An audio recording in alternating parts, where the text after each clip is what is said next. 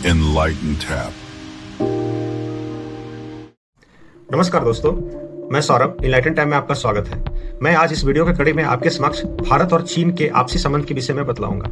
मैं इस पूरे वीडियो में आपको यह बतलाने का कोशिश करूंगा कि भारत की आजादी के समय से लेकर आज तक भारत और चाइना का संबंध किन किन कालखंडों में किस प्रकार से कितना अच्छा रहा, कितना बुरा रहा, इन सब चीजों के बारे में मैं आपको इस वीडियो में बतलाऊंगा। हम जानते हैं कि जब भी हम भारत का फॉरेन पॉलिसी के बारे में पढ़ते हैं तो हमारे लिए यह कितना उपयोगी हो जाता है, कितना जरूरी हो जाता है कि हम भारत के पड़ोसी देश के बारे में जाने और भारत का जो संबंध है वो पड़ोसी देशों के साथ किस किस प्रकार से कैसा रहा, ये इस विषय में हम जाने। तो आज इस वीडियो के कड़ी में एशिया की दो सबसे बड़ी अर्थव्यवस्थाएं, सभ्यताएं, भारत और चीन का जो आपसी संबंध है उसको हम स्थापित करने का इस वीडियो में प्रयास करेंगे।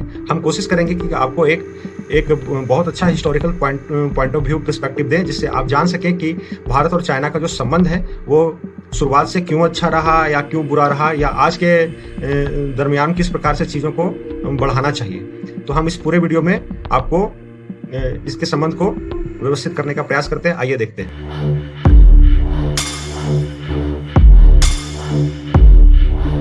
अध्याय 1, दो प्राचीन सभ्यताओं का पड़ोसन।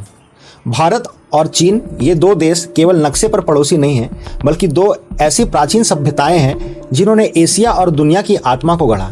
हिमालय के पार से बहकर आने वाले बौद्ध भिक्षु हो या रेशम मार्ग से होकर जाने वाले व्यापारी, सदियों से दोनों समाजों के बीच एक मौन संवाद चलता रहा।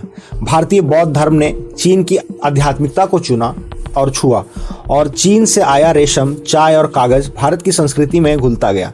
20वीं सदी का जो मध्यकाल आया तो दोनों देश एक नए युग की दहलीज पर खड़े हुए। भारत ने 1947 में स्वतंत्रता पाई और 1949 में माओ जेडोंग ने पीपुल रिपब्लिक ऑफ चाइना की घोषणा कर दी। दोनों ही देशों की राजनीतिक चेतना उस समय एक सपने से उभरी थी, औपनिवेशिक जंजीरों से मुक्त होकर एशिया का एक नया आत्मविश्वासी युग शुरू करना। पंडित जवाहरलाल नेहरू को लगता था कि भारत और चीन मिलकर एशिया का पुनर्जागरण कर सकते हैं। बीजिंग भी इस कल्पना से उत्साहित था कि दो महान सभ्यताएं पश्चिमी ताकतों के दबदबे को चुनौती दे सकती है। यही वजह थी कि नेहरू जी ने जल्द ही चीन को संयुक्त राष्ट्र सुरक्षा परिषद की स्थायी सीट दिलवाने तक का समर्थन किया, जबकि अमेरिका और सोवियत संघ उसे रोकना चाहते थे। अध्याय 2, पंचशील और हिंदी चीनी भाई भाई। 1947 से 1959 मतलब 1959 का दौर। 1950 में जब चीन ने तिब्बत पर नियंत्रण स्थापित किया तो भारत थोड़ी असमंजस की स्थिति में था। तिब्बत लंबे समय से भारत और चीन के बीच एक बफर जोन की तरह था, मगर नेहरू जी ने सोचा कि अगर भारत खुलकर विरोध करता है तो नई दोस्ती पर आंच आ जाएगी। इसलिए भारत ने तिब्बत पर चीन का दावा मान लिया और 1954 में पंचशील समझौते पर हस्ताक्षर किया। इस हस्ताक्षर में जो पंचशील के 5 सिद्धांत थे। पहला, एक दूसरे की संप्रभुता और क्षेत्रीय अखंडता का सम्मान करना, एक दूसरे पर आक्रमण न करना, एक दूसरे के आंतरिक मामलों पर हस्तक्षेप न करना, समानता और पारस्परिक लाभ जुटाना, शांतिपूर्ण सह अस्तित्व को बहाल करना। तो यह पंचशील के 5 सिद्धांत हुए। इन सिद्धांतों के सहारे भारत और चीन ने दुनिया को यह संदेश दिया कि पश्चिमी उपनिवेशवाद और शीत युद्ध की कोल्ड वार की राजनीति के बीच एशिया एक अलग रास्ता बन चुका है। दिल्ली और बीजिंग की सड़कों पर उस समय नारे गूंजते थे, हिंदी चीनी भाई भाई। 1955 में नेहरू जी और झोऊ एनलाई ने इंडोनेशिया के बांडुंग सम्मेलन में साथ साथ एशियाई और अफ्रीकी देशों को यह भरोसा दिलाया कि उपनिवेशवाद और गुटबाजी के बिना भी अंतर्राष्ट्रीय व्यवस्था संभव हो। उस समय यह दृश्य था जैसे दो प्राचीन सभ्यताएं मिलकर तीसरी दुनिया का नेतृत्व, थर्ड वर्ल्ड का नेतृत्व संभाल लेंगी। मगर इस भाईचारे के नीचे धीरे धीरे एक दरार भी खिंच रही थी, सीमा का बवाल। हजारों किलोमीटर लंबी भारत चीन सीमा कभी स्पष्ट रूप से तय नहीं हुई थी। ब्रिटिश काल का मैकमोहन रेखा चीन को स्वीकार नहीं था और भारत का कहना था कि यह ही अंतर्राष्ट्रीय सीमा है। 1950 के दशक के अंत तक इस सीमा विवाद एक छोटे बादल की तरह आसमान में उभर चुका था, जो जल्द ही तूफान बन गया। अध्याय 3, 1962 का युद्ध और टूटता हुआ भरोसा। 1962 का युद्ध और टूटता हुआ भरोसा। 1905 के दशक में आखिर में जब तिब्बत में चीन का नियंत्रण मजबूत हो रहा था, उसी समय भारत को सीमा पर चीन की गतिविधियां चुभने लगी। अक्साई चीन मतलब लद्दाख का एक हिस्सा में चीन सड़क बना रहा था जो सिंजियांग और तिब्बत को जोड़ती थी। भारत को यह तब पता चला जब सड़क लगभग पूरी हो चुकी। नेहरू जी को लगा कि चीन से स्पष्टीकरण मांगा जाए, मगर बीजिंग ने साफ कह दिया चीन ने कि यह हमारा इलाका है। सीमा विवाद पर बातचीत कई दौर चली लेकिन नतीजा कुछ नहीं निकला। इस बीच भारत ने फॉरवर्ड पॉलिसी अपनाई, यानी सीमा पर छोटे छोटे पोस्ट बनाकर अपनी उपस्थिति दिखाना चाहिए। चीन को यह चुनौती लगा। 1962 में अक्टूबर में चीन ने अचानक लद्दाख और अरुणाचल प्रदेश, तब नॉर्थ ईस्ट फ्रंटियर एजेंसी कहलाती थी ये, कि पहाड़ियों पर हमला बोल दिया। भारतीय सेना तैयार नहीं थी, हथियार पुराने थे और आपूर्ति भी मुश्किल से पहुंच रही थी। कुछ ही हफ्तों में चीनी सैनिक तेजी से आगे बढ़ गए। 20 नवंबर 1962 को चीन ने खुद ही युद्ध विराम की घोषणा कर दी और अपनी सेनाएं वापस बुला ली, लेकिन तब तक भारत की प्रतिष्ठा को गहरी चोट लग चुकी थी। युद्ध के बाद भारत में हिंदी चीनी भाई भाई का नारा गायब हो गया। लोग यह मानने लगे कि नेहरू जी ने चीन पर बहुत बड़ा भरोसा कर लिया और इसकी भारी कीमत उनको चुकानी पड़ी।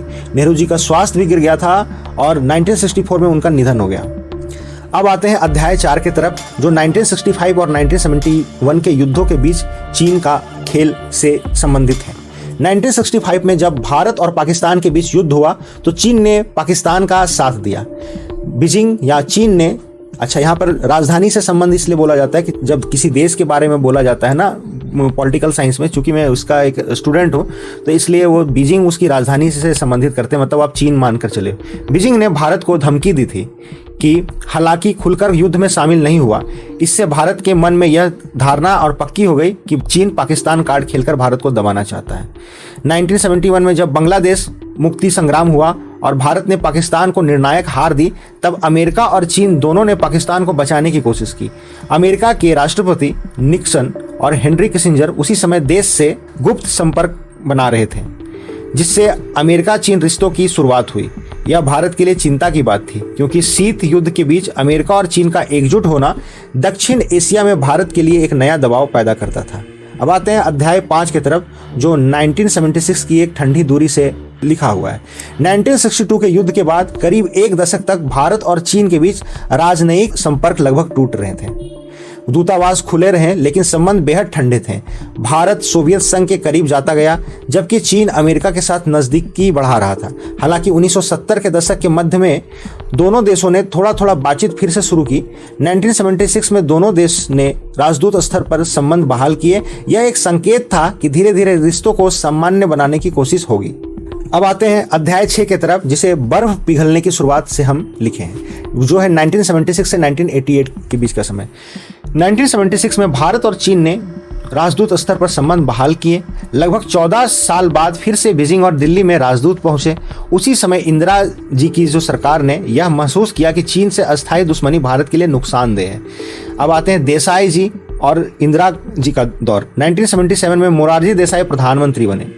उन्होंने चीन के साथ बातचीत की इच्छा जताई, लेकिन ज़्यादा प्रगति नहीं हुई। 1980 में इंदिरा गांधी जी ने दोबारा सत्ता में लौटने के बाद उन्होंने भी कोशिश की, पर चीन से की रिश्ते सुधरे। 1981 से दोनों देशों के बीच सीमा वार्ता में औपचारिकता का दौर शुरू हुआ। हर साल अधिकारी मिलते, नक्शे और दस्तावेज रखते, लेकिन कोई ठोस हल नहीं निकला। अब राजीव गांधी जी का जो ऐतिहासिक यात्रा है 1988 का, उसके बारे में जानेंगे। सबसे बड़ा मोड़ आया 1988 में, जब प्रधानमंत्री राजीव गांधी चीन गए। यह 34 साल बाद किसी भारतीय प्रधानमंत्री की पहली यात्रा थी। राजीव गांधी की मुलाकात डेंग सियाओपिंग से हुई, जो उस समय चीन को कई नई आर्थिक राह पर ले जा रहे थे। दोनों देश ने यह तय किया कि सीमा विवाद का समाधान अलग से बातचीत में होगा, बाकी क्षेत्र जैसे व्यापार, संस्कृति, विज्ञान में सहयोग बढ़ाया जाएगा। यानी सीमा विवाद को अलग रखकर बाकी रिश्ते समान करने की राजनीति बनी। अब आते हैं अध्याय 7 के तरफ, जो 1990 का दशक कहलाएगा, जिसमें नई शुरुआत और पुरानी आशंकाओं के बारे में मैंने लिखा है। 1991 में सोवियत संघ टूट गया। भारत को भी अपनी आर्थिक नीतियां खोलनी पड़ी, जिसको लिबरलाइजेशन कहते हैं। लिबरलाइजेशन, प्राइवेटाइजेशन, ग्लोबलाइजेशन का दौर जो था। उसी समय चीन तेजी से आर्थिक सुधार कर रहा था। अब आते हैं पीवी नरसिंह राव की यात्रा 1993 में। 1993 में प्रधानमंत्री पीवी नरसिंह राव बीजिंग गए। इस दौरान शांति और स्थिरता बनाए रखने का समझौता हुआ, जिसको हम लोग agreement on maintenance of peace and tranquillity along the LAC कहेंगे। इसमें तय हुआ कि दोनों देश वास्तविक नियंत्रण रेखा जो है LAC पर धैर्य रखेंगे, बड़े हथियार सीमा पर नहीं लाएंगे। यह पहला बड़ा सुरक्षा समझौता हुआ जिसने टकराव को कम करने में मदद की। अब आर्थिक रिश्ता 1990 के दशक में व्यापार धीरे धीरे बढ़ने लगा। 1992 में दोनों देशों का द्विपक्षीय व्यापार करीबन $300 मिलियन, जो दशक के अंत तक $2 अरब पहुंच गया। 1996 में भी इसी के दौरान एक समझौता हुआ, जिसमें 1996 में दोनों देशों ने एलएसी पर सैन्य संतुलन का नया समझौता किया। इसमें सीमा और अभ्यासों को नियंत्रण करने और विश्वास बढ़ाने की इसमें बात हुई। आते हैं अध्याय 8 की ओर, जो 1998 से जब दोस्ती को झटका लगा उसके विषय में हम जानेंगे।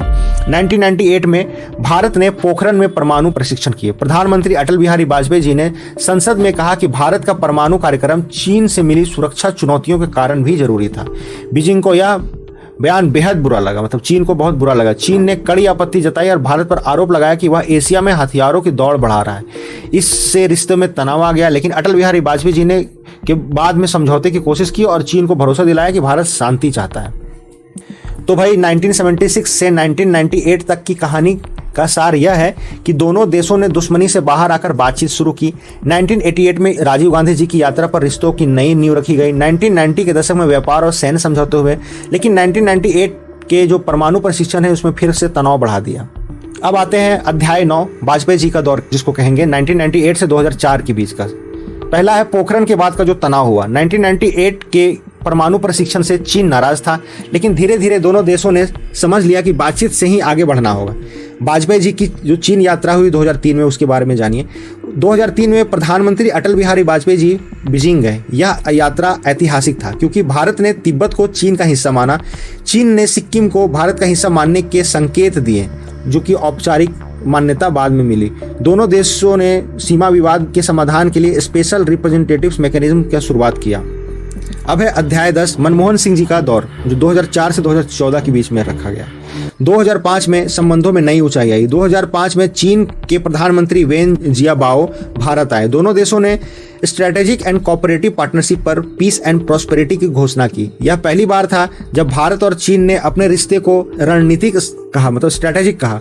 Political parameters and guiding principles agreement पर हस्ताक्षर हुए, जिससे सीमा विवाद सुलझाने का ढांचा तय हुआ। इस दौरान व्यापार में भी उलझान मिला। इस दौर में भारत चीन व्यापार तेजी से बढ़ा। 2000 में व्यापार सिर्फ $3 अरब था। 2008 तक आते आते $50 अरब तक पहुंच गया। भारत चीन का सबसे बड़ा व्यापारिक साझेदार बन गया, लेकिन व्यापार में असंतुलन भी बढ़ा। चीन से आयात इंपोर्ट ज़्यादा था, निर्यात कम था। सीमा पर चुनौतियां बढ़ने लगी। दोस्ती बढ़ने के साथ साथ सीमा पर तनाव भी दिखने लगा। 2006 में चीन ने अरुणाचल प्रदेश पर दावा दोहराया।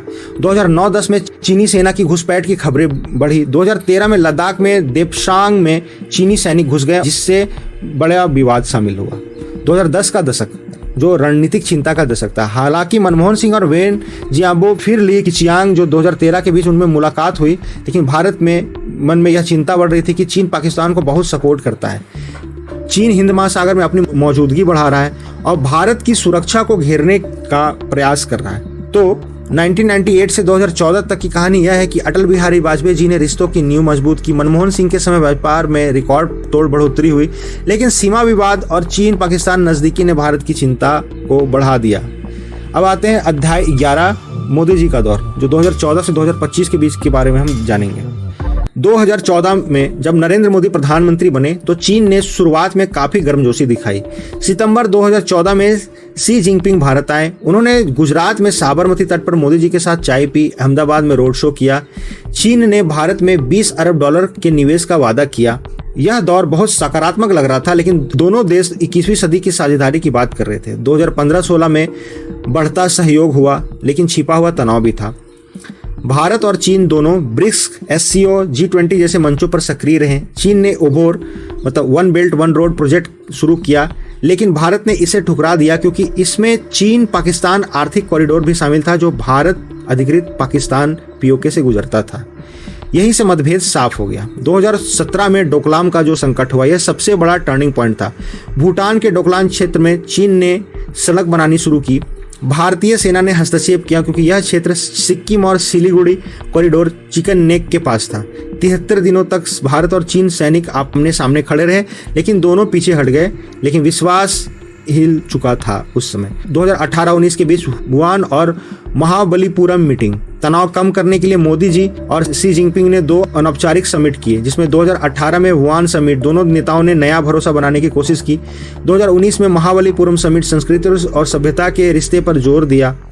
2020 में गलवान का संघर्ष फिर से हुआ। जून 2020 में लद्दाख की गलवान घाटी में भारत और चीन के सैनिक भिड़ गए। इसमें 20 भारतीय जवान शहीद हो गए। चीन के भी कई सैनिक मारे गए, हालांकि उसने आधिकारिक संख्या छुपा दी, बाद में 4 मानी। यह पहली बार था जब 45 साल बाद भारत चीन सीमा पर खून बहा। इसके बाद भारत ने चीन के खिलाफ सख्त कदम उठाया। 200 से ज्यादा चीनी ऐप्स जैसे टिकटॉक, यूसी ब्राउजर बैन कर दिया गया। बुनियादी ढांचे, सड़क, पुल पर जोर दिया ताकि चीन के साथ सामना किया जा सके। 2020 से 24 का दौर तनाव और बातचीत का दौर रहा। कई दौर की सैन्य और कूटनीतिक बातचीत हुई। कुछ क्षेत्रों से सैनिक पीछे हटे, लेकिन कई बार जब अब भी टकराव की स्थिति बनी। एलएसी पर तनाव जारी है। चीन ने एलएसी पर बुनियादी ढांचा बहुत तेजी से खड़ा किया, जैसे सड़कें, हवाई पट्टे, मिसाइल तैनाती इत्यादि। भारत ने भी जवाबी तैयारी के आत्मनिर्भर Bharat, quad, Bharat America Japan corridor में सक्रिय भागीदारी और रक्षा बजट में भी बढ़ोतरी की। व्यापार और आर्थिक संबंध 2014 से 2024 के बीच में हम बात करेंगे। चीन आज भी भारत का सबसे बड़ा व्यापारिक साझेदार है। 2023 से 24 में भारत चीन व्यापार 135 अरब डॉलर तक पहुंच गया, लेकिन व्यापार घाटा भारत के खिलाफ बहुत ज़्यादा है। लगभग 100 अरब डॉलर से भी अधिक घाटा है भारत को। यानी भारत चीन से बहुत आयात करता है, इलेक्ट्रॉनिक्स की, मशीनरी की, रसायन की, लेकिन चीन भारत से कम आयात करता है। अब आइए 2024 से 25 की स्थिति क्या है। मोदी जी ने साफ कर दिया है कि सीमा पर शांति ही रिश्तों का आधार है। जब तक चीन सीमा पर भरोसेमंद कदम नहीं उठाता, तब तक भारत चीन रिश्ते सामान्य नहीं हो सकते।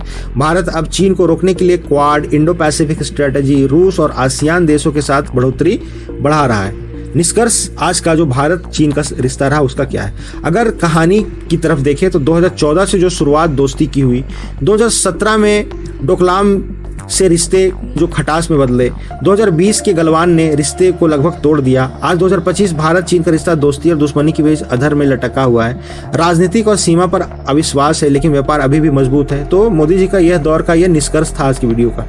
अगर हम आज की वीडियो को एक सफर में देखें तो 1947 से 1954 में दोस्ती, 1959 से 1962 में टकराव और युद्ध, 1976 से 1998 में धीरे धीरे दोस्ती की वापसी, 1998 से 2014 व्यापार और बातचीत लेकिन सीमा विवाद कायम, 2014 से आज तक शुरुआत में दोस्ती और फिर गलवान और हिंसक टकराव। तो आज के वीडियो में हम संक्षिप्त रूप से भारत और चीन के ऐतिहासिक कालखंड को जानने का हम लोग प्रयास किए। तो इसी तरह से नए नए वीडियोस को देखने के लिए हमारे चैनल पर बने रहें। हमारे चैनल को लाइक, सब्सक्राइब और शेयर अवश्य करें। धन्यवाद।